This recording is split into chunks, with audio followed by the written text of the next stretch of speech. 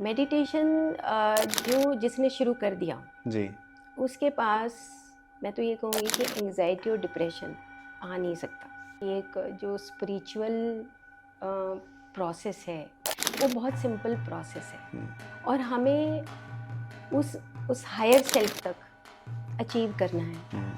लेकिन जब हम ऑर्गेनाइजेशंस में जाते हैं कहीं पर भी उन उन ऑर्गेनाइजेशंस में हम वैसा नहीं पाते तो आपका दिल टूटता है। मन में द्वंद उत्पन्न होता है कि कौन सा गुरु ठीक है, कौन सा गुरु गलत है। हम पहचान नहीं पाते और एट लास्ट हम फिर भटक जाते हैं। वहाँ पे कोई धर्म नहीं है, वहाँ पे कोई देश नहीं है, वहाँ पे कोई जाति नहीं है ना। ये हमारी सोल जर्नी है। मतलब ऐसे ऐसे एक्सपीरियंसेस हैं कि आपको अपनी बॉडी इतनी लिमिट नहीं दिखाई देगी, लिमिटलेस दिखाई देगी कि बॉडी जो है वो एक्सपेंड हो गई है, अंदर आपको दिखना शुरू हो जाता है। द रीज़न बीइंग कि आपका जो पीनियल ग्लैंड है उसका एक्टिवेशन शुरू होता है। ये प्रैक्टिकल बातें हैं, मतलब इंफॉर्मेशन नॉलेज एक अलग चीज़ है, लेकिन जब आप आंख बंद करते हैं और आप करके देखो और उसके अंदर जो एक्टिवेशन जब पीनियल ग्लैंड का शुरू होता है तो कुछ हार्मोन्स रिलीज होते हैं, उससे आपको प्रकाश दिखता है। सबसे पहले तो हमें अपने आप से कनेक्ट होना सीखना चाहिए। ये एक फिजिकल बॉडी की बात अलग है कि हम वेजिटेरियन है नॉन वेजिटेरियन, वो ऑटोमेटिकली छूट जाता है क्योंकि सोल की तो कोई जात है नहीं, है ना। कि मैं हाथ हिला लूँ, मैं हाथ खोल लूँ तो खोल लो। कहाँ लिखा है कि बंद करके रखो? आप खोलो, आपके अंदर से खुद में आवाज़ आएगी कि हाथ खोल। आंखें नहीं खोलनी होती। आंखें इसलिए नहीं खोलते क्योंकि आपका आंखें बंद होने के बाद आपकी 80% ऊर्जा अंदर कंजर्व होने लगती है। वन थिंग, जब हम हाथ में हाथ रखते हैं तो 10% जो है हमारी एनर्जी का चार्ज बनने लगता है। इसी तरह पैरों को आप क्रॉस करके सुखासन में बैठते हो तो वो भी एनर्जी का एक चक्र बनता है।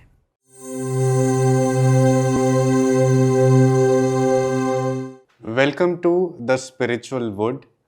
मेरा नाम है गुरसेवक सिंह और आज हम बात करेंगे वर्ल्ड मेडिटेशन डे की। 21 ऑफ दिसंबर को पूरी दुनिया में वर्ल्ड मेडिटेशन डे मनाया जा रहा है एंड मेडिटेशन के बारे में डिटेल में भी बात करेंगे। कैसे होती है, क्या प्रक्रिया है, कैसे करनी चाहिए, रीज़न क्या है, इसके बेनिफिट्स क्या क्या हैं। तो वेलकम मैम। एंड आज के पॉडकास्ट में हम शुरुआत करते हैं वर्ल्ड मेडिटेशन डे से। तो आप उसके ऊपर थोड़ा सा हमें हाईलाइट करें कि कब बनाया गया, क्यों बनाया गया, उसके क्या फ़ायदे हैं।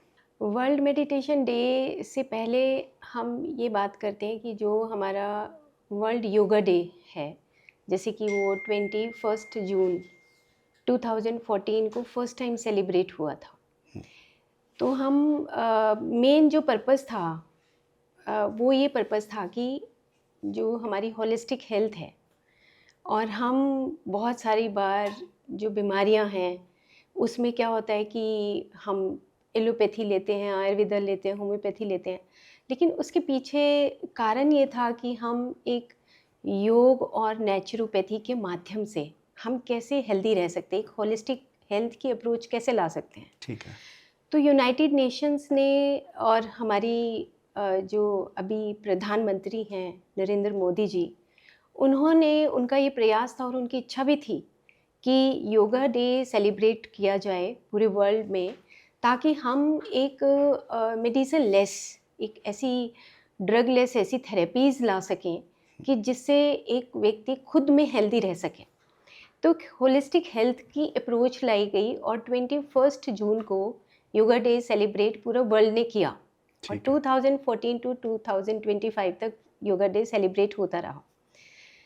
फिर ये हुआ कि जो हमारा पूरे, अगर हम वर्ल्ड की पॉपुलेशन के अकॉर्डिंग हम काउंट करें तो 7 लोगों में से एक जो व्यक्ति है, वो ये कहा जा रहा है, WHO ने ये डाटास दिए हैं कि एक व्यक्ति मेंटल डिसऑर्डर यानी कि मेंटल इम्बैलेंस से पीड़ित है। तो ये डिसाइड हुआ कि अब हम वर्ल्ड योगा डे, उसके बाद वर्ल्ड मेडिटेशन डे, क्योंकि मेडिटेशन से क्या होता है कि हम अपनी उस फिज़िकल हेल्थ को, मेंटल हेल्थ को, सोशल हेल्थ को, स्पिरिचुअल हेल्थ को पा सकते हैं।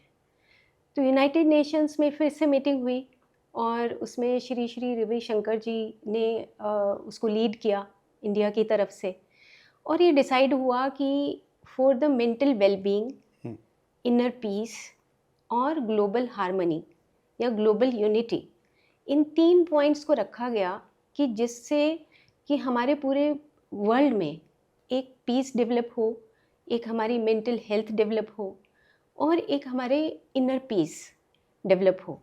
क्योंकि अगर एक पर्टिकुलर व्यक्ति उस इनर पीस में या मेंटल वेलबींग को अचीव कर लेता है, तो जो आज की डेट में पूरे वर्ल्ड में अगर हम देखें तो कहीं पर वार है, कहीं पर डिजीज़ हैं, कहीं पर लाइफस्टाइल प्रॉब्लम्स हैं, बहुत सारे इश्यूज़ हैं, और इन इश्यूज़ का ओवरऑल अगर हम सॉल्यूशन निकालना चाहें तो हम ऐसा नहीं कह सकते कि चलो जी ये सॉल्यूशन है हमारे पास।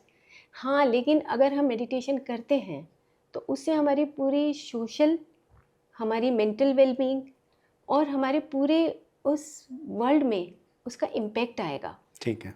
तो इसलिए वर्ल्ड मेडिटेशन डे 21 दिसंबर 2024 को फर्स्ट टाइम सेलिब्रेट हुआ, and this is the second time जब 2025 में वर्ल्ड मेडिटेशन डे सभी कंट्रीज़ में सेलिब्रेट किया जा रहा है और इंडिया इसको लीड कर रहा है। और हर एक स्टेट में और मैं तो कहती हूँ कि हर फैमिली में मेडिटेशन डे के दिन तो ज़रूर से ज़रूर सबको मेडिटेशन करना चाहिए और सीखना चाहिए। एंड अभी क्वाइट रिसेंटली अगर देखा जाए तो बहुत सारे लोग, यानी अब कीपिंग द रिलीजन असाइड, वो मेडिटेशन की तरफ बहुत ज़्यादा इंक्लाइन हो भी रहे हैं। चाहे वो वेस्टर्नर्स हैं, बहुत सारे फॉरेनर्स इंडिया आते हैं मेडिटेशन की प्रैक्टिस करने के लिए आते हैं। यहाँ पे कोर्सेज अभी बहुत ज़्यादा मेडिटेशन के आ गए हैं। तो आपने तो मास्टर्स किए हैं योगिक साइंसेज में, और आपने मिनिस्ट्री में भी, आयुष में भी आई थिंक इम्प्लीमेंटेशन लेवल तक आपने सारी चीज़ें की हुई हैं, देखा हुआ है अंदर की किस तरीके से क्या क्या चीज़ें चल रही हैं। लेकिन जब भी मेडिटेशन की बात आती है ना, तो कहीं ना कहीं पर एक बहुत बड़ा क्वेश्चन मार्क है कि उसे किया कैसे जाए। करना हर एक इंसान चाहता है, फ़ायदे आई थिंक सबको थोड़े थोड़े तो पता ही है, ज़्यादा नहीं तो। लेकिन अगर एक लेमैन इंसान मेडिटेशन को समझना चाहे तो उसको आप कैसे एक्सप्लेन करेंगे, और उसका प्रोसेस फिर हम आगे डिस्क्राइब करना चाहेंगे। एक्चुअली मेडिटेशन जो है ना, मतलब बहुत एक सिंपल प्रोसेस है। जैसे हम अष्टांग योग की बात करें तो उसमें ना एक स्टेप टू स्टेप बताया गया है, जैसे यम है, नियम है, आसन, प्राणायाम, प्रत्याहार, धारणा, ध्यान यानी कि मेडिटेशन, एंड देन समाधि। तो अष्टांग हो गया। लेकिन अगर हम मेडिटेशन को एक आम लोगों के लिए या यूथ के लिए हम कहें कि मेडिटेशन किस तरीके से किया जाए, तो मैं अपना पर्सनल एक्सपीरियंस के माध्यम से ये कह सकती हूँ कि सिंपल आप एक अच्छे से पोज में बैठो, रिलैक्सिंग पोज में, जिसको हम ये कहते हैं कि सुख आसन में बैठिए। ठीक है। आप बैठ गए सुख आसन में, आपने एक पोजीशन ले ली और उसके बाद आराम से अपनी आंखें बंद कर ली। उसके बाद जो घटित होता है अंदर से, वो जो घटना घटित होती है उसको सिर्फ हमने ऑब्जर्व करना है। ठीक है। तो मेरा कहने का मतलब ये है कि हम बैठें तो सही, क्योंकि मेडिटेशन हम एक इंफॉर्मेशन के माध्यम से कभी भी नहीं जान सकते। जैसे मान लो कि हमने हलवा बनाने की विधि नेट पे पढ़ ली और हमने सोचा कि हमें हलवा आ गया, तो हलवा तो ऐसे नहीं आएगा, हलवे को बनाना पड़ेगा, है ना।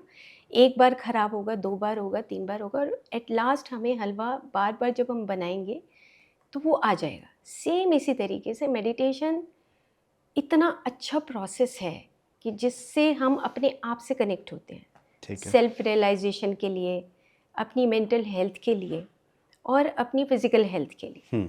तो मैं इसमें ये कहना चाहती हूँ कि जैसे ही आप अपनी आंखें बंद करते हैं तो प्रैक्टिकली अगर हम देखें तो आंख बंद होगी तो एक बार जमाई आएगी। क्यों आती है वो, उसका पीछे साइंस क्या है? क्योंकि जैसे ही आप आंख बंद करोगे तो आप अपनी फिजिकल बॉडी से परे हो जाओगे थोड़ी देर के लिए। ठीक है। और आपके ब्रेन के अंदर जो वेव्स चलती हैं वो बीटा वेव्स होती हैं, क्योंकि बीटा वेव्स वो होती हैं जहाँ पे आप दिन भर कोई एक्टिविटी करते हो, पढ़ाई करते हो, कोई काम करते हो, तो आपकी वेव्स में एक फ्लक्चुएशन होती है बीटा वेव्स में। लेकिन जैसे ही आपने आंख बंद की और आपने अपने आप को ऑब्जर्व करना शुरू किया, automatically you shift from beta two alpha waves. Okay. तो ये इतना अच्छा प्रोसेस है, अगर हम 5 मिनट भी मेडिटेशन करते हैं तो आप ऑटोमेटिकली अपने ब्रेन और अपने माइंड दोनों को रिलैक्स कर सकते हैं। इसमें अल्फा वेव्स क्या होती हैं? उस वेव्स में क्या होता है सर? जैसे वेव्स जो होती है ना, वो अलग अलग उनकी रेशो है, या हम कहें कि अ, एक सेकंड में वो फ्लक्चुएशन जो है वो जैसे बीटा वेव्स की होती है वो 13 to 30 हर्ट्ज होती है। ठीक है। अब अल्फा में जैसे जाएंगे तो उससे और कम हो जाएगी, 13 से कम हो गई, यानी कि ठीक है। 8 to 12 तक, यानी कि हम रिलैक्स हो गए। अगर हम 5 मिनट से 10 मिनट तक बैठेंगे तो धीरे धीरे वो हमारी थीटा में चली जाएगी और भी रिलैक्सिंग वेव्स हो जाएंगी। ओके। और अगर हम और डीप मेडिटेशन में जाते हैं तो वो और भी डेल्टा वेव्स में चली जाएगी। अब ये 4 तरह की वेव्स हैं जहाँ पे हम रिलैक्सिंग मोड में आते हैं, और रिलैक्सिंग मोड में आते आते हमें अपने अंदर का रियलाइजेशन शुरू होता है कि यस, आपके अंदर कुछ अलग पावर है, आप अपने आप से कनेक्ट होने लगते हैं। और यही एक मौका होता है जब हम अपने आप को रिलैक्स पाते हैं। जैसे कि मैं ये कहूँ कि जब मैंने फर्स्ट टाइम मेडिटेशन शुरू किया तो क्योंकि एज ए डॉक्टर मुझे लगता था कि इसके पीछे का विज्ञान जानना बहुत ज़रूरी है ना, क्योंकि अलग अलग ऑर्गेनाइजेशंस में अलग अलग टेक्निक बताई गई हैं। तो एक सिंपल, आप जब breathe in and breathe out करते हैं तो ऑटोमेटिकली आपका रेस्पिरेटरी जो पाथ है वो चेंज होता है। ठीक है। मतलब नॉर्मल एक आप ब्रीदिंग करते हैं तो आपका एक ऑटोनोमस मोड में चल रही होती है ब्रीदिंग, जैसे अभी बात हो रही है तो सांस भी चल रहा है जी। लेकिन जब आपकी कॉन्शियस ब्रीदिंग होती है, यानी कि जब आप मेडिटेशन में आते हैं, आप अपनी आंख बंद करते हैं, उस सुखासन में बैठते हैं, तो आप अपनी ब्रेथ अवेयरनेस के ऊपर ऑटोमेटिकली पहुंच जाते हैं। ठीक है। और जैसे ही आप पहुँचे, आपकी अवेयरनेस बढ़नी शुरू हुई, और जैसे जैसे आपकी बढ़ती जाएगी तो आपकी beta two alpha two theta two delta 4 हो गई। उसके बाद क्या होता है, उसके बाद जैसे जो आज की जो साइंटिफिक स्टडीज़ आई हैं उसमें बोलते हैं कि आपकी ये जो 4 वेव्स हैं उसके बाद एक गामा वेव्स होती हैं, लैम्डा वेव्स होती हैं। मीन्स कि you are alert every time, you are aware every time. तो वो एक ऐसी स्टेज आती है जहाँ पे आप इंट्यूट करते हो, इंट्यूशंस आती हैं।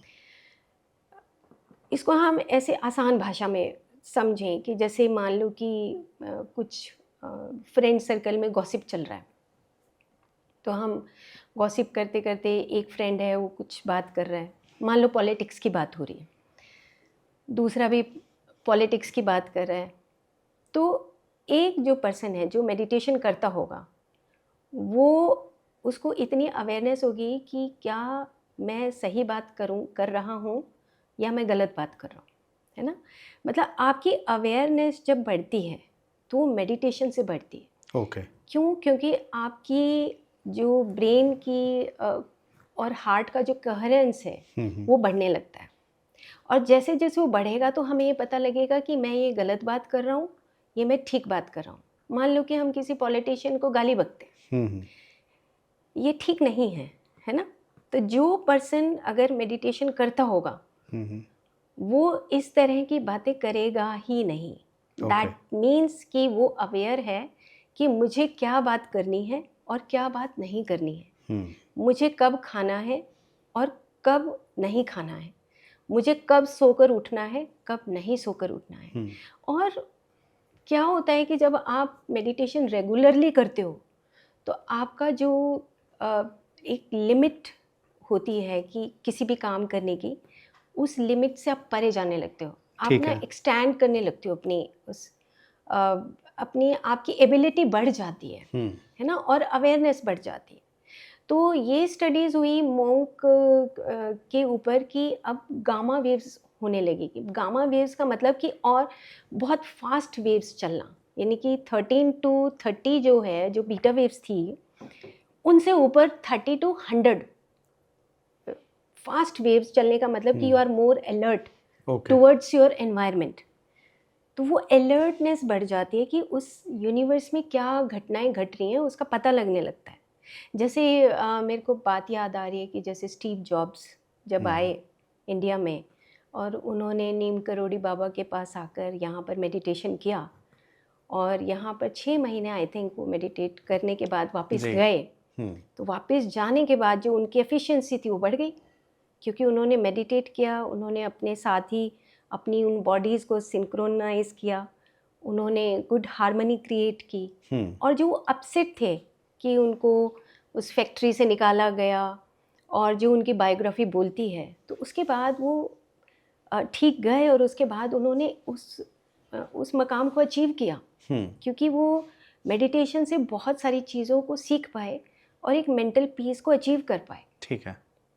तो अभी जितने मैक्सिमम लोग, हम बात करते हैं लेमैन्स की, हम बात करते हैं यूथ की, बात कर लेते हैं, तो आजकल आई थिंक डिप्रेशन, एंजाइटी, ये बहुत ज़्यादा बढ़ता जा रहा है। So do you think that meditation is a way और a cure for anxiety, depression? बिल्कुल। मेडिटेशन जो जिसने शुरू कर दिया जी, उसके पास, मैं तो ये कहूँगी कि एंजाइटी और डिप्रेशन आ नहीं सकता। द रीज़न बीइंग कि जब हम मेडिटेशन करते हैं जी, तो उसमें क्या होता है कि आपका जो कॉन्शियस ब्रेथ है, यानी कि जो आपका प्राणमय कोश है, जिसमें हम बात करते हैं कि ईड़ा, पिंगला, सुषुम्ना और 72,000 नाड़ियाँ। अगर 72,000 नाड़ियों में कुछ भी ब्लॉकेजेस होती है तो आप एक कॉन्शियस ब्रेथ से उसको ओपन करते हैं। मान लो आपने ब्रीद इन किया, तो आपका जो सांस लेने का जो पाथ है, जो रास्ता है, वो चेंज हो जाता है। आपका मिड ब्रेन की बजाय आपके हायर ब्रेन, यानी कि प्री फ्रंटल कॉर्टेक्स के ऊपर वो वर्क करता है, सेरिब्रल कॉर्टेक्स के ऊपर वर्क करता है। तो जब आप मेडिटेट करते हैं तो आपका जो पाथवे ऑफ रेस्पिरेशन है, जब वो चेंज होता है, तो आपके पीछे जो बैकग्राउंड में तीसरी जो बॉडी है, जो मेंटल बॉडी जिसको हम बोलते हैं, उसमें जो थॉट्स है, क्योस ऑफ थॉट्स है, जो हम एंजाइटी और डिप्रेशन की बात कर रहे हैं, वो ऑटोमेटिकली सेटल डाउन होने लगता है। मुझे ना एक चीज़ इसमें मैं इंटरप्ट करूँगा कि जब हम बैठते हैं, मेडिटेट करने की कोशिश करते हैं, आंखें बंद की ना, तो बहुत सारे थॉट्स आ रहे होते हैं, यानी कांस्टेंट, और वो ऐसे थॉट्स होते हैं कि वो हमें ना मजबूर कर देते हैं कि भाई मैं अभी फटाफट आंखें खोल लूँ, ये मैं क्यों, यानी सोच भी क्यों रहा हूँ, मैं तो ये थॉट को भगाना चाहता हूँ। वही थॉट बार बार रेपिटेशन में आ रहे होते हैं। So is it a right process? Are we going on the right path, या फिर कोई गड़बड़ है उसमें? नहीं, बिल्कुल, क्योंकि हम दिन भर की जो एक्टिविटीज़ होती हैं, तो हमारी वो एक्टिविटीज़ में ना हमारा थॉट प्रोसेस चल रहा होता है, यानी कि मन और इंद्रियों का संबंध चल रहा होता है। तो जैसे ही हम आँख बंद करते हैं तो अपनी फिज़िकल बॉडी से लिटिल बिट जब हम उस प्राणमय कोश में शिफ्ट होते हैं, तो प्राणमय कोश में जैसे जैसे शिफ्ट होंगे तो पीछे का जो मनोमय कोश है, उसमें वो जो थॉट्स है ना, वो कहते हैं ना बम्बार्डमेंट ऑफ थॉट्स, जी, ऑटोमेटिकली आने लगता है। लेकिन ये एक बड़ा नेचुरल सा प्रोसेस है, आएंगे थॉट्स। ठीक है। लेकिन अगर हम उस कॉन्शियस ब्रेथ के ऊपर हम सांस ले रहे हैं और छोड़ रहे हैं, सांस ले रहे हैं और छोड़ रहे हैं, ऑटोमेटिकली हमारा जो विचार हैं वो ऑटोमेटिकली घटने लगेंगे। हम कहते हैं कि मन की शून्यता तक पहुंचना। लेकिन ये मतलब मैं ये कहना चाहूँगी कि ना बिना प्रैक्टिस के हम अचीव नहीं कर सकते मेडिटेशन को। ठीक है। मतलब मेडिटेशन एक सब्जेक्टिव प्रोसेस है, ऑब्जेक्टिव नहीं है कि हम किसी को बताएंगे कि आप ऐसे करो, तो उससे सिर्फ वो उस नॉलेज को गेन कर सकते हैं। ठीक है। लेकिन करना खुद पड़ेगा। अच्छा, एक और सवाल कि जो प्रोसेस ऑफ मेडिटेशन है, is it similar for everyone, every human being, या सबके लिए डिफर होता है? ये डिपेंड करता है कि उसको क्या चीज़ अच्छी लगती है। जैसे है। सपोज़ कि मैं अगर अपना एग्ज़ाम्पल दूँ, तो मुझे क्या होता है कि मैं बहुत रिलैक्सिंग मोड में बैठना चाहती हूँ और मैं अपने आप को वॉच करना चाहती हूँ, है ना? और मुझे लगता है कि मैं अगर अपनी साँसों के ऊपर ध्यान दे रही हूँ, मेरी नॉर्मल ब्रीथिंग हो रही है और मैं उसी के बारे में अवेयर हूँ, तो ऑटोमेटिकली जो थॉट प्रोसेस आ रहा है, वो ऑटोमेटिकली साइड में हो जाता है और एक बैकग्राउंड में एक लाइट महसूस होती है। लेकिन कोई और व्यक्ति है, उसको हो सकता है कोई म्यूज़िक अच्छा लगता हो, तो म्यूज़िक के साथ मेडिटेशन कर सकता है। हो सकता है कोई व्यक्ति चाहे कि मैं साइलेंस में मेडिटेशन करूं, तो साइलेंस में कर सकता है। उसको अपने अंदर की आवाज़ सुननी होगी, है ना? किसी को अच्छा लगता है कि मैं चैंट करूं, मैं राधा राधा नाम जपूं, तो राधा राधा नाम जपते जपते वो ऑटोमेटिकली चुप हो जाएगा और जैसे वो चुप होगा तो ऑटोमेटिकली उसके अंदर वो एक भाव जागृत होगा, है ना? एक साइलेंस आ जाएगा, स्टिलनेस आ जाएगी। तो वो stillness is also a meditation, है ना? जैसे मैं एक बुक पढ़ रही थी, सिद्धार्था और हरमन हेसे की लिखी हुई। तो सिद्धार्था जब अपना एक्सपेरिमेंट कर रहे थे, महात्मा बुद्ध, तो कहने लगे कि मैंने बहुत घंटियाँ बजाई तो मुझे सेटिस्फेक्शन नहीं मिली, मैंने चैंट किया, मुझे सेटिस्फेक्शन नहीं मिली, तो इस भिक्षा मांगी, सेटिस्फेक्शन नहीं मिली। मतलब ही एक्सपेरिमेंटेड एवरीथिंग। उसके बाद उनको लगा कि अब मैं क्या कर सकता हूँ। तब वो बैठे आंख बंद करके बोध गया में, और उसके बाद जो बोधि वृक्ष फेमस है जहाँ पे उन्होंने मेडिटेट किया, तो जैसे ही आंख बंद की and he connected with his own breath, Anapanasati meditation बोलते हैं, विपश्यना। तो जैसे ही वो बैठे, तो एक होता है ना कि आप हार जाते हो जब सब चीज़ों से, तो तब आप अपने आप से कनेक्ट होते हो। तो मैं सिद्धार्था में मैंने पढ़ा कि वो ये कहते हैं कि you experiment on yourself, बुद्धम शरणम गच्छामि, यानी कि मेरी शरण में मत जाओ। बुद्ध मतलब कि you surrender to yourself, है ना? कि मतलब मेरे पैरों में मत पड़ो। उन्होंने कहा कि तुम अपना एक्सपेरिमेंट करो कि तुम्हें कैसे अच्छा लगता है मेडिटेट करना। तो तुम्हें जैसे अच्छा लगेगा तुम ऑटोमेटिकली कनेक्ट हो जाओगे और ऑटोमेटिकली रिलैक्स हो जाओगे। राइट। तो अभी जैसे कि there are so many friends coming from different religions, Islamic भी हैं, ठीक है, अरेबिक और इंडियन सब कॉन्टिनेंट के इस्लामिक, दोनों में यानी प्रैक्टिसेस का भी काफ़ी डिफरेंस आ जाता है। देन हमारे सिख बहुत हैं, हिंदुइज़्म में सनातन में बहुत सारे डिफरेंट पाथ्स हैं, सब अलग अलग तरीके से कनेक्ट कर रहे हैं। सबका लाइफस्टाइल भी अलग है, सबका बैठने का तरीका अलग है, सबका यानी चलने का तरीका अलग है, सबका बात करने का तरीका अलग है, लाइफस्टाइल अलग है। लोग कहते हैं कि मेडिटेशन करनी है तो आपको बिल्कुल सात्विक होना पड़ेगा, आपको बिल्कुल अपनी प्योर ईटिंग हैबिट्स रखनी पड़ेंगी, आपको जो जैसे हेवी फूड्स हैं, नॉन वेजिटेरियन फूड्स, उसको भी छोड़ना पड़ेगा। Do you agree with these, या आपको लगता है कि इट इज़ ऑल फाइन, यानी इतना ज़्यादा मैटर नहीं करता कि प्रोसेस, यानी बट जो मेन प्रोसेस है कि अपने आप के साथ कनेक्ट करना, वो ज़्यादा मैटर है? मुझे मतलब पर्सनली मुझे लगता है कि पहले, सबसे पहले तो हमें अपने आप से कनेक्ट होना सीखना चाहिए। ये एक फिज़िकल बॉडी की बात अलग है कि हम वेजिटेरियन है नॉन वेजिटेरियन, वो ऑटोमेटिकली छूट जाता है क्योंकि सोल की तो कोई जात है नहीं, है ना? तो सोल जो है वो इटर्नल है और उसका कोई शेप नहीं है। तो आप आराम से रिलैक्स होके बैठो, थोड़ा सहारे लग के भी बैठ सकते हो, है ना? और कुछ ऑर्गेनाइजेशंस हैं जो सात्विक आहार के ऊपर भी फोकस करती हैं, बिल्कुल स्ट्रेट बैठने के ऊपर भी फोकस करती हैं। लेकिन पर्सनली मुझे लगता है कि सबसे पहले अगर आपके अंदर से कोई वॉइस आती है कि मुझे मेडिटेट करना चाहिए, तो आप फिर कुछ खा रहे हैं पी रहे हैं, वो एक सेकंड लाइन है। आप पहले अपने आप से कनेक्ट होना सीखिए और कनेक्ट होने के लिए कुछ भी तो नहीं करना, आंख बंद करके सिंपल बैठना है बस, और कुछ भी नहीं करना। और जो थॉट्स आ रहे हैं वो जो थॉट्स आ रहे हैं बस अपनी आने सांस दो, के ऊपर हाँ, फोकस करो। बस सांस के ऊपर आप अपनी सांस को आने दो, जाने दो, उसी के बारे में अवेयर हो। और एक टाइम ऐसा आता है कि आपको इंट्यूशंस ऑटोमेटिकली आने लगती हैं। ओके। मतलब बट ये प्रैक्टिस आपको करनी पड़ेगी। अगर हम 5 मिनट्स 10 मिनट्स 20 मिनट्स की प्रैक्टिस धीरे धीरे उसको बढ़ाते हैं, तो मैं कहती हूँ कि जो हम कहते हैं ना कि जो सस्टेनेबल डेवलपमेंट गोल जो यूनाइटेड नेशंस ने दिए कि 17 सस्टेनेबल डेवलपमेंट गोल्स दिए, उसमें से गोल नंबर 3 था कि good health and well being, हम उसको अचीव कर सकते हैं अगर हर फैमिली मेडिटेशन अडॉप्ट कर ले।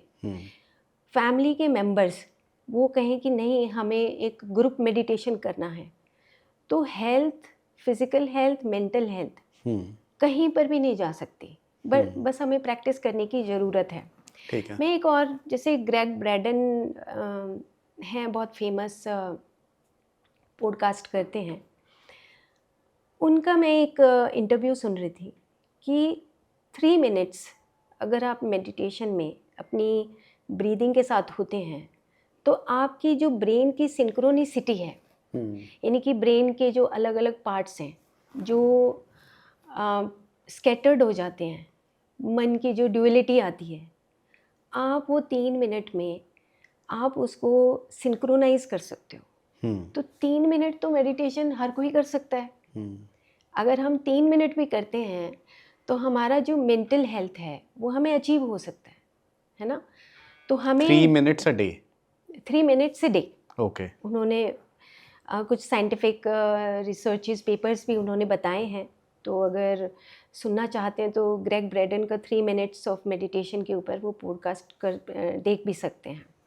तो बहुत सुंदर एग्जांपल्स दिए हैं। और अगर वो 3 मिनट्स से अगर 10 मिनट्स हो जाए, 15 मिनट्स हो जाए, तो फिर हमारा फिज़िकल हेल्थ और वाइटल हेल्थ, मेंटल हेल्थ, और उसके बाद जो हमारा एक रियल नीड है of life, the higher purpose of life, higher purpose of ना, लाइफ। कि हम how to be go ahead with the spiritual journey, हमारा पर्पस क्या है लाइफ का। हाँ, तो यानी हम ये उसके सवाल आई थिंक हर एक इंसान के दिमाग में आता है किसी ना किसी टाइम पे। मैंने भी ये सवाल अपने आप से पूछने की कोशिश की थी कि Gursevak, what is your purpose on this life, on this earth? Why are you sent here as a human being? क्या करना क्या है, उखाड़ना क्या है तुम्हें ज़िंदगी में? तो उसकी तलाश में फिर जैसे जैसे निकले, करते करते करते अभी भी I am not so sure कि मेरा पर्पस क्या है, but probably when I get on to spiritual path या फिर मेडिटेशन के रास्ते से जब कनेक्ट होते हैं तो कहीं ना कहीं पे एक सेटिस्फैक्शन से ज़रूर नज़र आती है। So I am a die hard follower of Ikigai.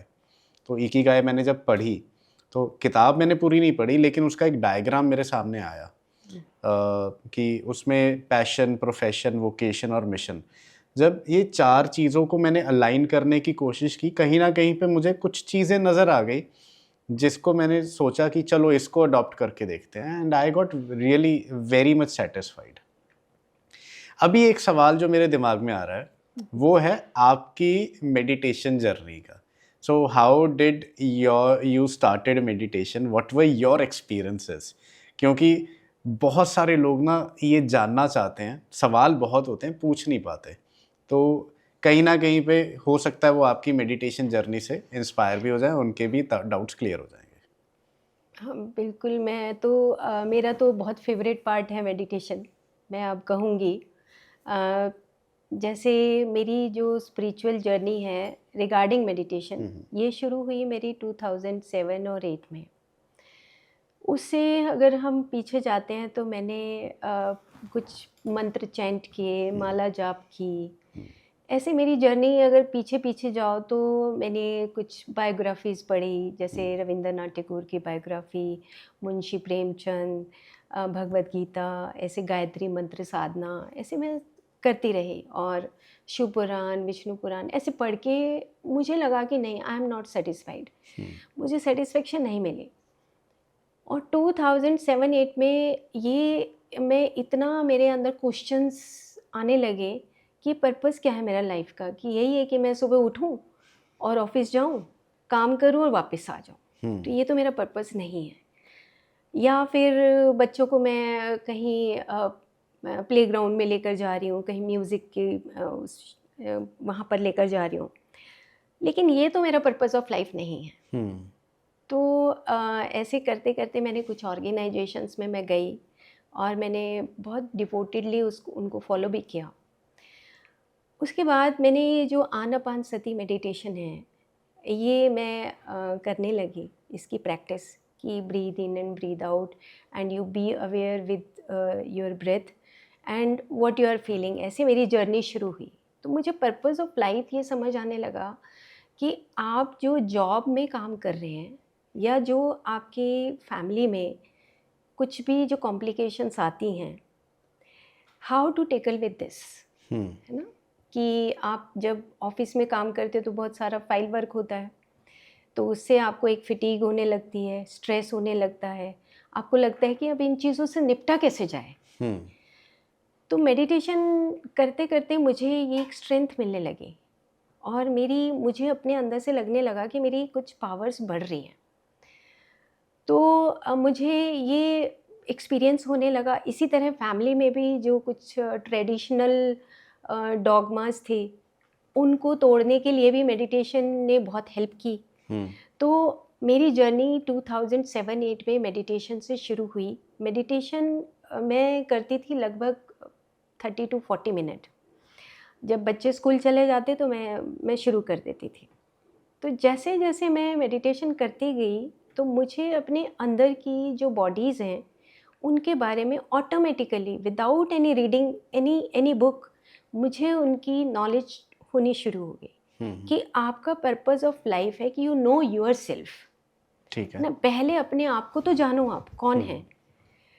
इससे क्या हुआ कि मैं जब मेडिटेशन में आई उससे पहले मुझे एक अस्थमा होने लगा था, क्योंकि मैं थोड़ा स्ट्रेस मानने लगी थी अपनी फाइल्स को लेकर ऑफिस में।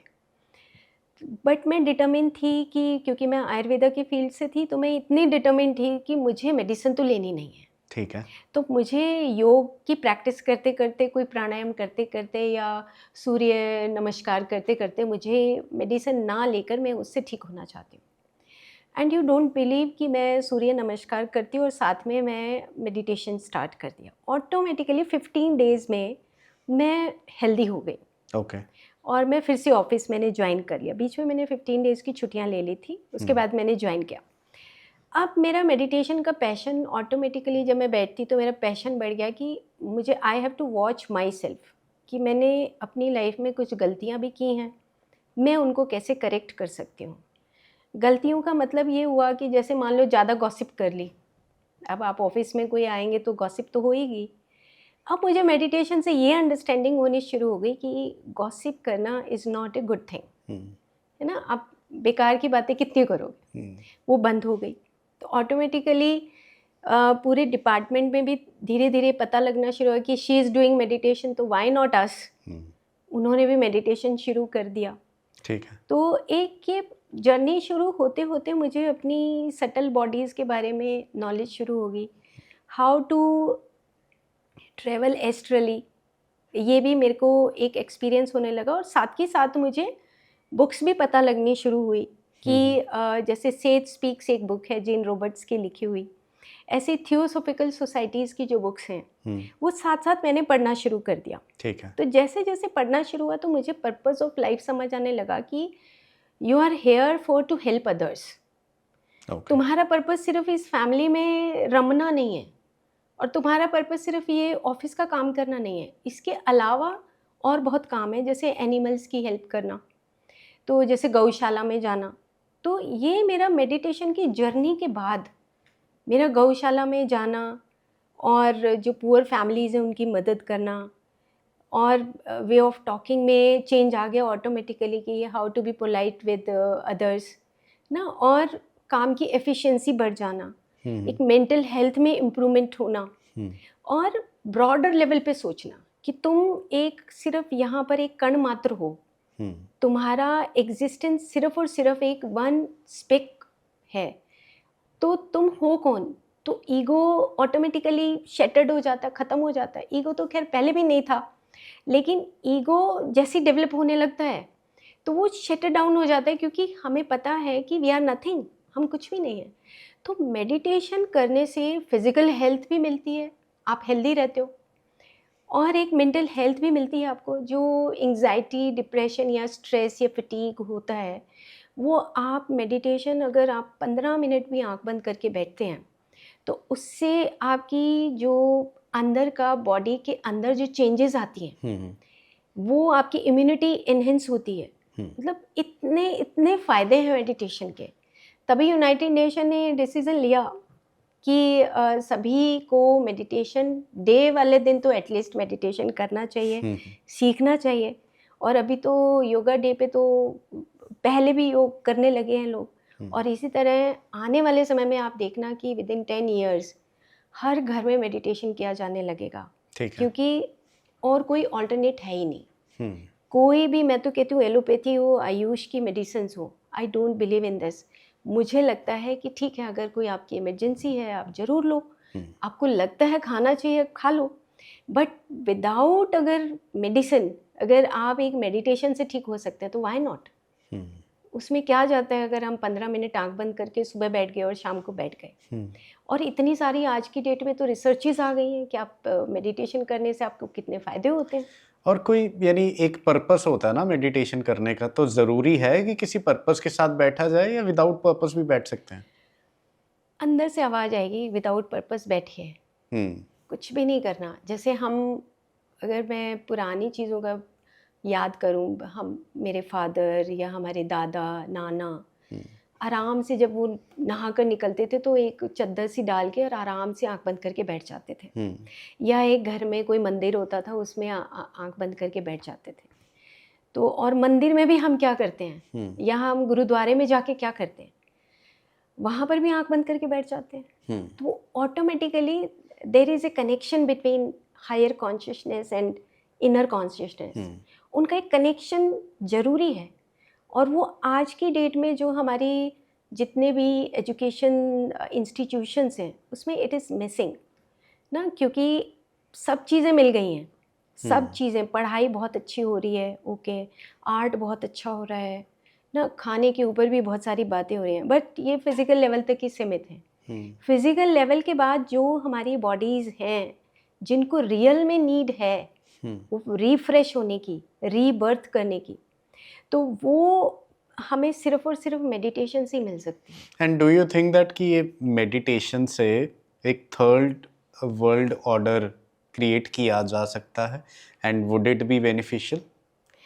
देखो मतलब मेरे को ये लगता है ना कि जितना पैसा हम दूसरी चीज़ों में लगाते हैं, जैसे वार में या और इतनी सारी चीज़ों में हम लगाते हैं, टेस्टिंग्स में लगाते हैं, अगर इतना ही पैसा हम मेडिटेशन के लिए लगाएं, एक पीस के लिए लगाएं, हम बोलते हैं ना ओम शांति ही शांति ही शांति ही, सिर्फ ये 3 शब्द बोलने से भी पूरे एनवायरनमेंट में, जो सटल एनवायरनमेंट है, जो हमारा फिज़िकल वर्ल्ड के अलावा जो इनविजिबल वर्ल्ड है, उसमें इतना बदलाव आता है। अगर हम सिर्फ इतना सा भी बोलें कि सर्वे भवन्तु सुखिनः सर्वे सन्तु निरामया, हम अपने अंदर से सिर्फ इतना ही कहें कि तुम हमेशा सुखी रहो, तुम हमेशा स्वस्थ रहो, तो हमें खुद भी सेटिस्फेक्शन मिलती है और पूरे इस अर्थ को या पूरे वर्ल्ड को भी सेटिस्फेक्शन मिलती है। तो एक पॉजिटिविटी के लिए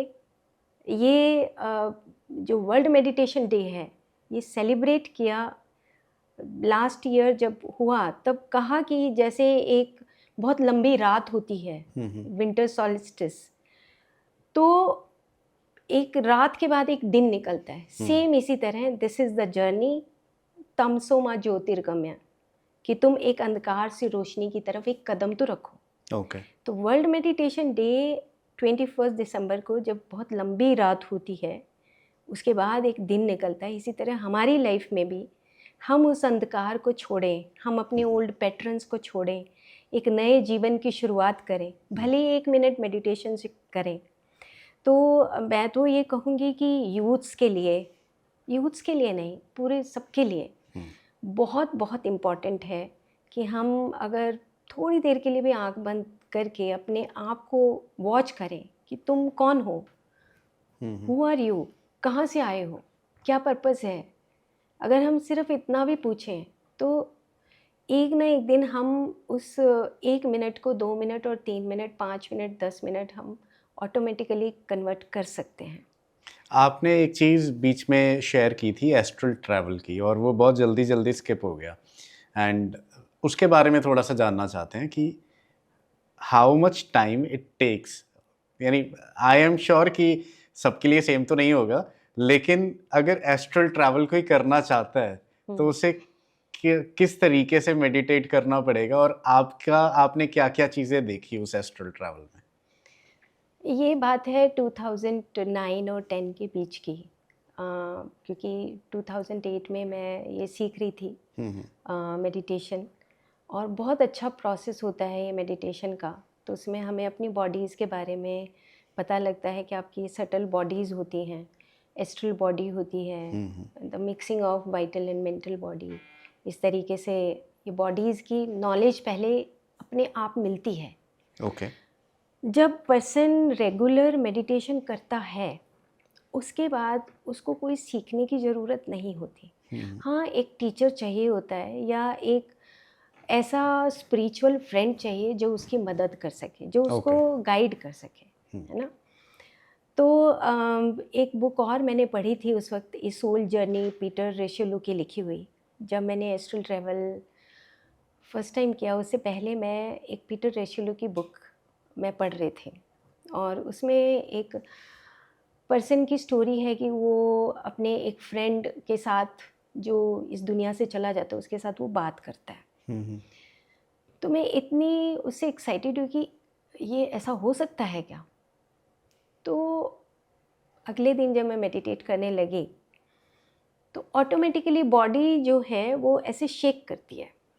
अगर हम मेडिटेशन करते हैं, ये प्रैक्टिकल एक्सपीरियंस है ना, मतलब तो बॉडी ऑटोमेटिकली ऐसे झूलेगी, और झूलते झूलते एक टाइम ऐसा आएगा कि वो बॉडी सेपरेट हो जाएगी। ठीक है, जब थोड़ा सा वो और सेपरेट होगी तो थोड़ा सा और दूर चली जाएगी। तो ये अगर रियल सेंस में देखें तो जो दूसरे रियलम के जो मास्टर्स होते हैं वो हमारे साथ होते हैं। ओके।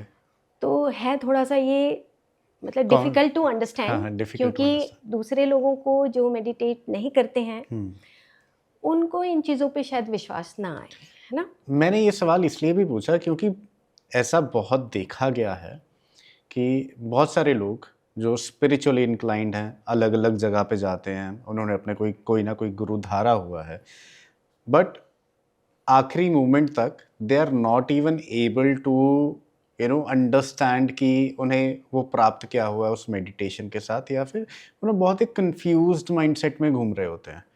उनको एक यानी काइंड ऑफ नाम शब्द भी दिया होता है, सम पीपल जैसे वो ना उसकी प्रीचिंग कर रहे हैं, बार बार रेपिटेशन पे चल रहा है, बट वो चलता तो जा रहा है, लेकिन उनको ना तो उनको खुद अंदर से कोई पॉजिटिवनेस आ रही है, ना ही उनके आसपास वाले लोगों को भी लग रहा है कि उनके लिए तो वो एक ऐसा इंसान लग रहा होता है कि यार ये तो बहुत ना स्ट्रिक्ट इंसान है, इसके पास तो मत ही जाओ, नहीं तो ये हमें भी पकड़ के बिठा देगा। बिल्कुल तो बिल्कुल। यानी ऐसा क्यों, और क्या उस नाम शब्द का इस चीज़ के साथ, मेडिटेशन के साथ कोई लेना देना है या नहीं है?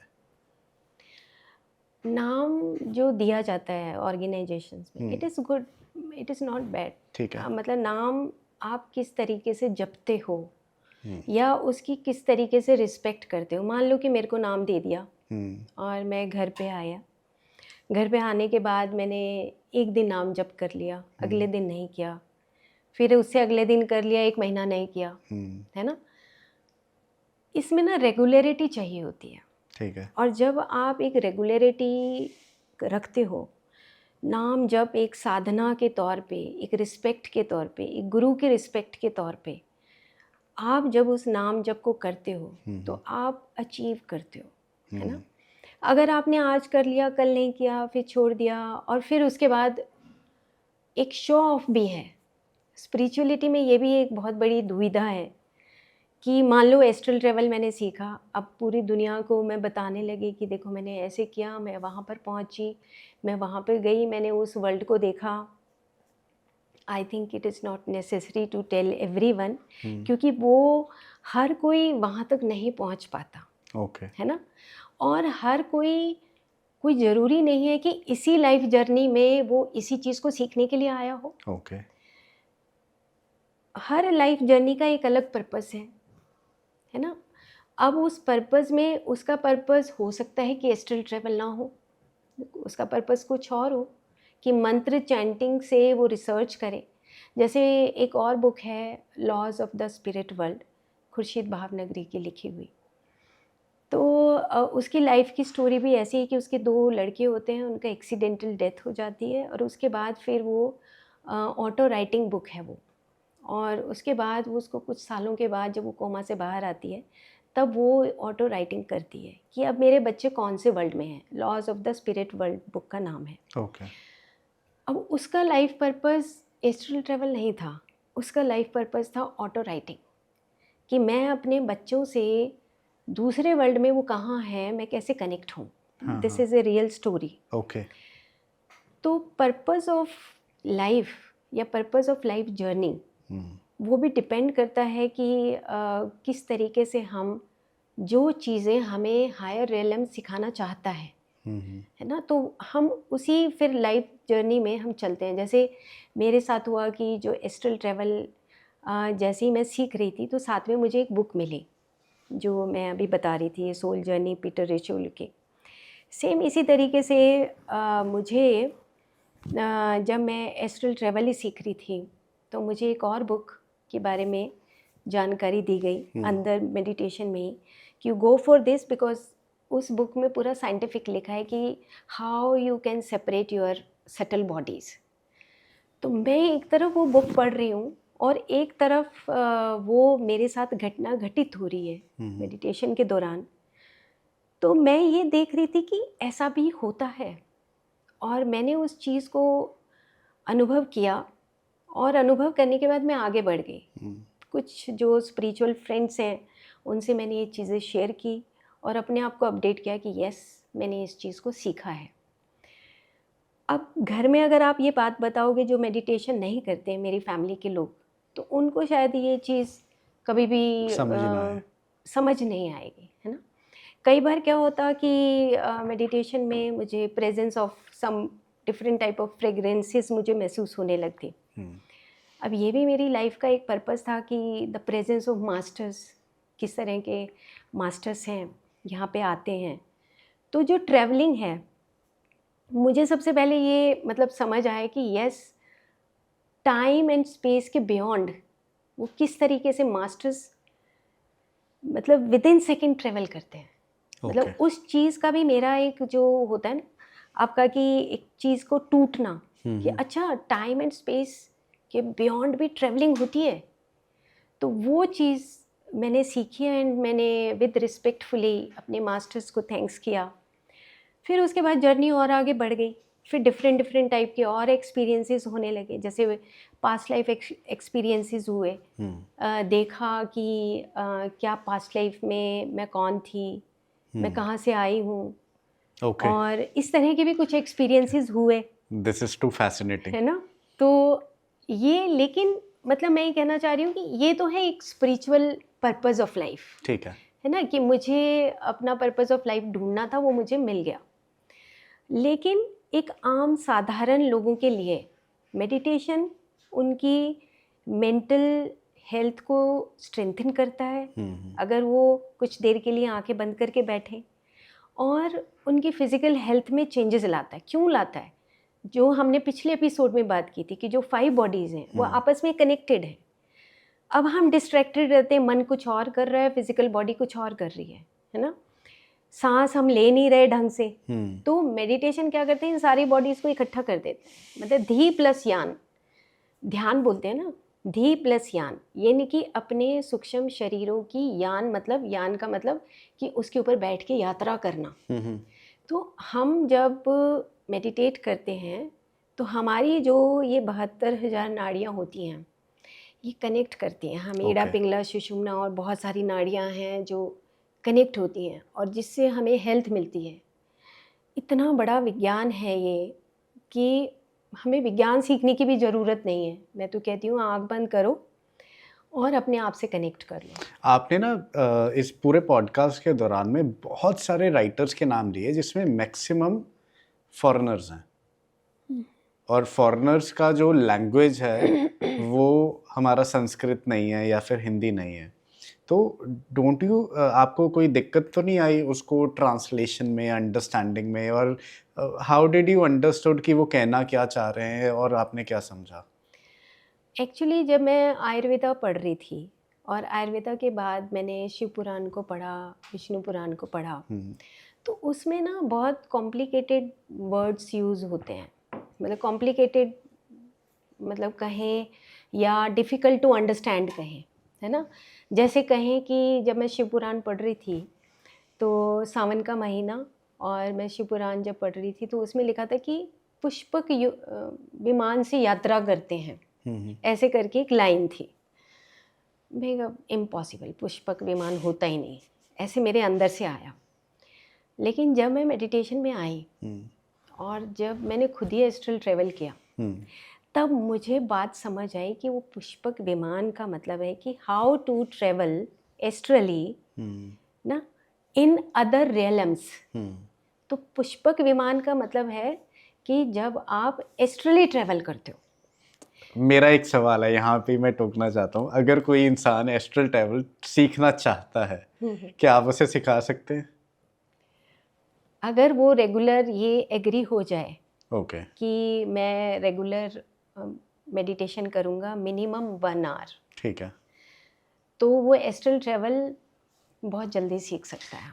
इन केस जैसे हम मेडिटेशन करने बैठे हैं, चाहे हम अपने बिल्कुल उस पोज में बैठे हैं जैसे कंफर्टेबल है, लेकिन होता है एक थोड़ी देर के बाद ना नाड़ियाँ खींच रही होती हैं एक दूसरे को, पैर कह रहे हैं कि मुझे मोड़ लो, है ना, बहुत दर्द हो रहा है। तो वो एक बाधा है उस मेडिटेशन में, या इज इट फाइन?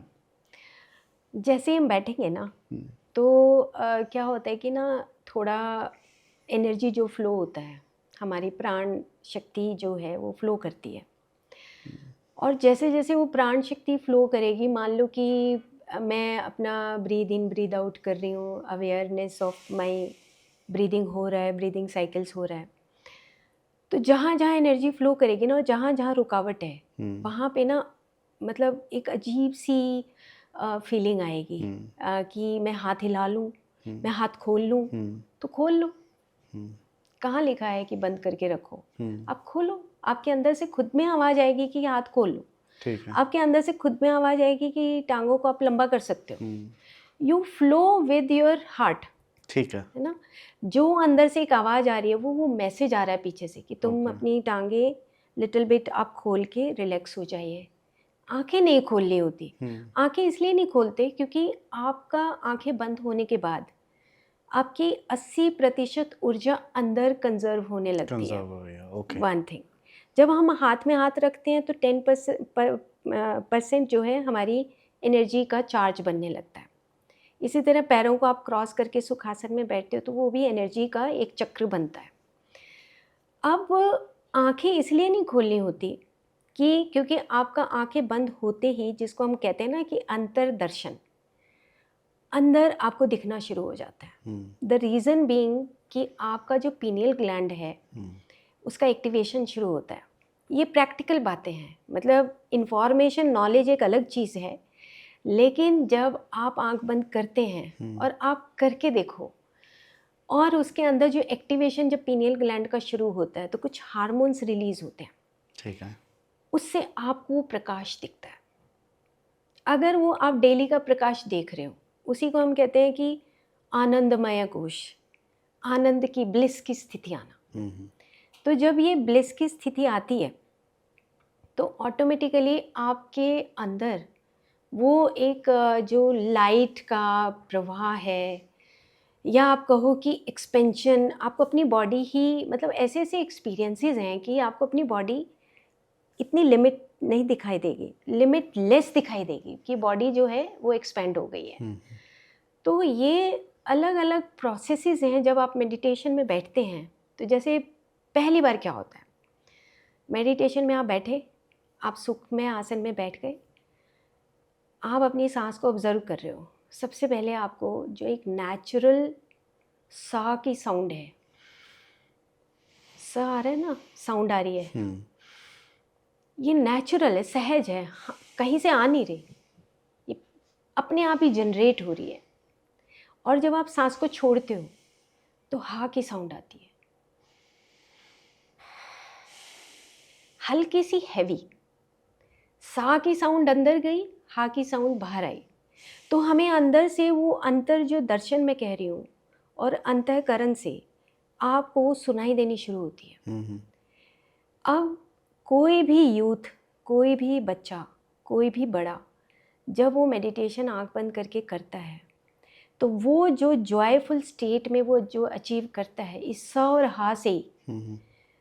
और इस स और हा से क्या होता है कि जब आप स और हा को सुनते हो तो वो जो एक रिदम है, प्राण की जो रिदम है, ये रिदम क्या करती है कि आपके थॉट्स को डिसअपियर कर देती है। ओके।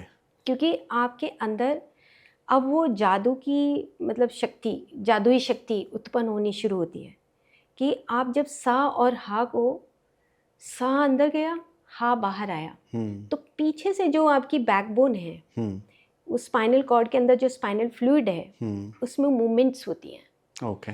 और वो जो मूवमेंट्स हैं, जब चक्रास ओपन होते हैं तो आपके अंदर वो चक्रास ओपन होने की जो साउंड है, सा और हा, वो एक रिदम जो है ना, कहते हैं ना नाद योग, ओके। नाद उत्पन्न होता है।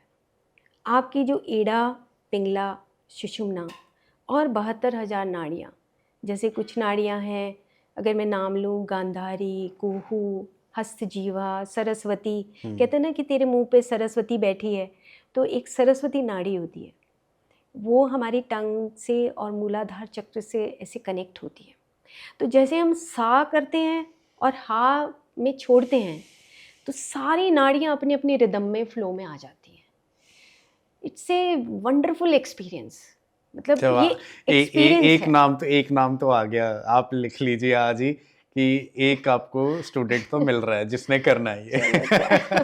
Thank you.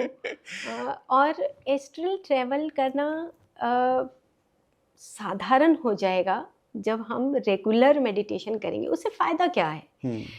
ये कहते हैं कि पहले, बहुत पहले, जब हीलिंग होता था, हॉस्पिटल्स नहीं होते थे जी। हीलिंग थेरेपीज होती थी। हॉस्पिटल नाम की कोई चीज़ थी नहीं इस धरती पे। हीलिंग होती थी कि how to heal yourself astrally. Astral का मतलब होता है कि आपका जो थॉट प्रोसेस है, आपकी इमोशंस हैं, आपकी फीलिंग्स हैं, वो क्योस क्रिएट करती हैं। वो भारी हो जाता है आपका एस्ट्रल बॉडी, क्योंकि आप सब कुछ भर लेते हो जी। और जैसे ही आप मेडिटेशन करते हो एस्ट्रल बॉडी हल्की हो जाती है, क्योंकि आप उस रिदम में आ जाते हो। तो ये एक ऐसी नई नई लर्निंग्स होती है मेडिटेशन में। और फिर आपने जब जो बात की थी बुक पढ़ने की, बिना मेडिटेशन के हम बुक को अंडरस्टैंड नहीं कर सकते, क्योंकि मेडिटेशन की प्रैक्टिस करने के बाद आपको जो मास्टर्स ने, चाहे वो हमारे इंडियन मास्टर्स हों, फॉरेन के मास्टर्स हों, मैं उसमें कोई भेद नहीं मानती। क्यों नहीं मानती? क्योंकि आज यहाँ पे बर्थ है, आज यहाँ जन्म लिया, कल कहीं और भी जन्म ले सकते हैं। ये सवाल तो मेरा बहुत ज़्यादा था, क्योंकि जब लोग धर्म के नाम पर एक दूसरे को कह रहे होते हैं ना कि नहीं, अगर मोक्ष प्राप्ति करनी है तो आपको हमारे यहाँ पर ये करना पड़ेगा, है ना, आपको सनातन अपनाना पड़ेगा, आपको इस्लाम अपनाना पड़ेगा, आपको सिखिज़्म अपनानी पड़ेगी। फिर मेरा सवाल आता था, मैं कि जो इंसान मंगोलिया में बैठा है, क्या वो कभी भगवान को नहीं पा पाएगा? वो भी तो इंसान ही पैदा हुआ है ना, उसके पास भी वो एग्जैक्टली सेम चीज़ है, हो सकता है आपसे बेटर हो, तो क्या उसको हक नहीं है भगवान को पाने का? सिर्फ आपका कॉपीराइट है। तो ये चीज़ मुझे बहुत ज़्यादा अफेक्ट करती थी और कहीं ना कहीं पे मुझे फिर फील होने लग गया कि नहीं यार, कहीं ना कहीं पे मैं शायद नास्तिक हूँ। तो फिर मैंने अपने आप को उसमें भी अपना लिया कि नहीं ठीक है, नास्तिक है तो ठीक है, इट इज़ गुड। क्योंकि अगर किसी को, अभी एक होता ना अंधा, यानी अपनी आंखों के ऊपर पट्टी बांध के आपने अंधाधुन आप विश्वास कर रहे हो, एक्सपीरियंस करके विश्वास किया जाए। यस, है ना? तो ये आई थिंक ये बहुत इम्पोर्टेंट चीज़ जो यहाँ से निकल के आई है ना। जो सोल है ना, वो दुनिया में कोई देश हो, कहीं पे भी बैठा हो, अंटार्कटिका बैठा हो, कहीं बैठा हो, सोल और बॉडी और माइंड, जैसे हम बोलते हैं कि बॉडी माइंड एंड सोल, वहाँ पे कोई धर्म नहीं है, वहाँ पे कोई देश नहीं है, वहाँ पे कोई जाति नहीं है ना। ये हमारी सोल जर्नी है। अब सोल जर्नी में भी अगर हमने बांट दिया कि हम यहाँ पे हिंदू हो गए, या हम वहाँ पे इस्लाम हम हो गए, या हम क्रिश्चियन हो गए, ये कुछ भी नहीं है। अगर हम फिर से उसी की बात करते क्वांटम साइंस की, क्वांटम फिजिक्स ये कहते हैं कि the physics, quantum physics is the physics of the infinite possibilities.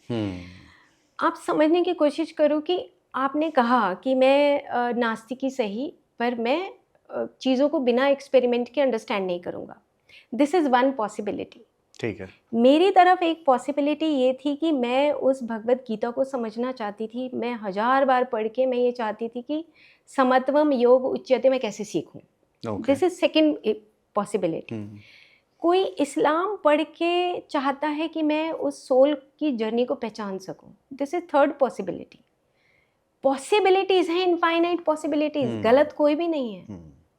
वो सिर्फ एक उसकी जर्नी है, सोल जर्नी।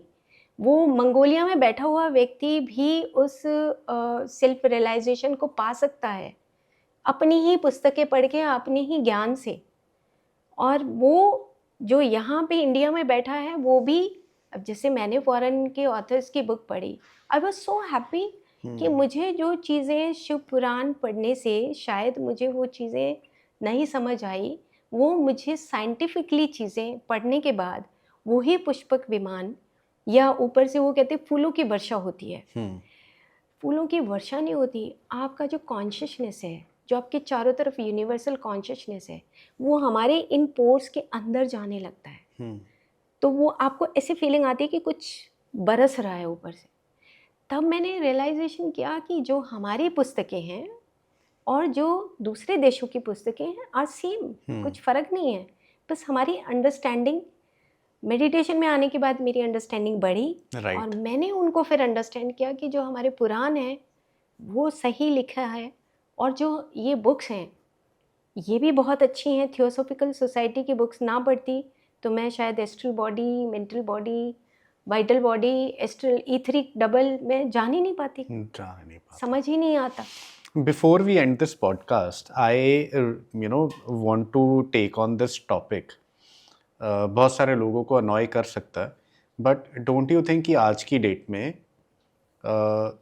स्पिरिचुअलिटी को, मेडिटेशन को एक ऑक्यूपेशन बना दिया गया है, and there are enormous amount of people who are just looting people on the name of meditation. What is your thought on that? मतलब जो आपने कहा वो सही कह रहे हैं आप कि एक जो स्पिरिचुअल प्रोसेस है वो बहुत सिंपल प्रोसेस है, और हमें उस हायर सेल्फ तक अचीव करना है। लेकिन जब हम ऑर्गेनाइजेशंस में जाते हैं कहीं पर भी, उन ऑर्गेनाइजेशंस में हम वैसा नहीं पाते तो आपका दिल टूटता है। मन में द्वंद्व उत्पन्न होता है कि कौन सा गुरु ठीक है, कौन सा गुरु गलत है। हम पहचान नहीं पाते और एट लास्ट हम फिर भटक जाते हैं। हमें लगता है कि हम एक ऑर्गेनाइजेशन में जा रहे हैं एंड दैट इज़ राइट। अब वहाँ पे मान लो एक गुरु है और उसके पास एक उसका डिसाइपल है, उसकी तो पहुँच हो गई, लेकिन आम जनता की पहुँच नहीं होती, वो बहुत डिमोरलाइज होता है।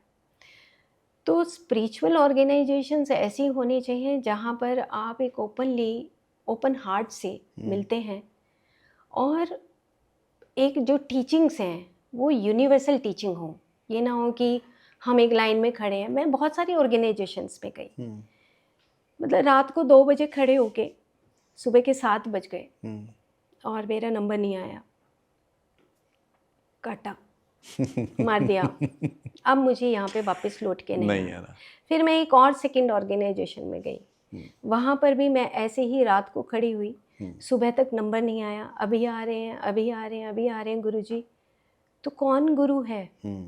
गुरु तो इतनी लंबे, आप एक लाइन में, पाइप लाइन में खड़े हो और हम बोले जा रहे हैं, कुछ कुछ नाम बोले जा, कितनी देर नाम जपेंगे? वो भी तो कोई एंड नहीं है। और फिर मिले नहीं, वो चले गए किसी और गाड़ी में बैठ के, और हम वहाँ पे खड़े रहे भूखे प्यासे। तो स्पिरिचुअल ऑर्गेनाइजेशंस को, जो भी स्पिरिचुअल ऑर्गेनाइजेशंस हैं, उनको यूनिवर्सल टीचिंग और एक दिल से एक कनेक्शन फील होना चाहिए लोगों को कि यस, कॉन्फिडेंस होना चाहिए कि यस मैं उस ऑर्गेनाइजेशन में जा रही हूँ। नंबर 2 कि ना, एक दिखावा बहुत हो गया है, दिखावा बहुत हो गया, और जर्नी है ये अलग अलग। हम ऑर्गेनाइजेशंस में जाते हैं तो वहाँ पे जब देखते हैं कि बिल्कुल अंदर डीपली लेवल पे कहीं जाते हैं, तब हमें उस रियल पिक्चर का जब पता लगता है तो वहाँ से भागने का दिल करता है। तो इट इज़ बेटर कि हम खुद में अपनी मेंटल सेटिस्फेक्शन के लिए, अपनी फिज़िकल हेल्थ के लिए, अपनी स्पिरिचुअल ग्रोथ के लिए खुद में, आप अपनी फैमिली में रहते हुए उस प्रैक्टिस को करो। और उस फैमिली में भले ही कोई सपोर्ट कर रहा है या नहीं कर रहा है, बट आपको अपनी जर्नी, जैसे गुरु नानक जी 10 गुरु हुए, सबकी फैमिली थी, सबने उस चीज़ को एज ए गॉड हम मानने लगे उनको। गॉड क्या है? कौन है गॉड? गॉड वही है ना जिनके पास वो करेक्टरिस्टिक्स हैं। तो गुरु नानक जी गॉड हैं, क्योंकि वो अपनी फैमिली में रहते हुए, अलग अलग जगह पे जाते हुए उस सेल्फ रियलाइजेशन को उन्होंने अचीव किया और दूसरे लोगों को संदेश पहुंचाया। तो गुरु नानक जी, ये युग हो, ये युग हो, वो युग हो, उसमें ही इज़ इटर्नल, वो ख़त्म नहीं हो सकते। तो वो इंसान के रूप में तो आएंगे, भगवान कृष्ण है, भगवान राम है, गुरु नानक जी हैं, महावीर जैन हैं, कितने कितने हमारे जो संत आए, जस्ट लाइक ए गॉड, क्योंकि उनके पास वो गॉड एबिलिटीज, ट्रेट्स थे, गुण थे, तो गॉड है, राइट, है ना। And okay, my last question, if somebody wants to learn meditation just like me, वो आपको कैसे कनेक्ट कर पाए, and what is the process, अगर आप वो थोड़ा सा ऑडियंस को एक्सप्लेन करते हैं। हमारा जो यूट्यूब है स्पिरिचुअल वुड रिसर्च सेंटर, उसमें मॉर्निंग में हमारा 4:30 क्लास होता है और जूम सेशंस होते हैं। तो अभी 40 डेज़ का क्लास चलता है, तो अभी 4 जनवरी को 40 डेज़ कंप्लीट होंगे। ओके। और उसमें कोई भी ज्वाइन कर सकता है जूम सेशन, और वो लर्न कर सकता है मेडिटेशन।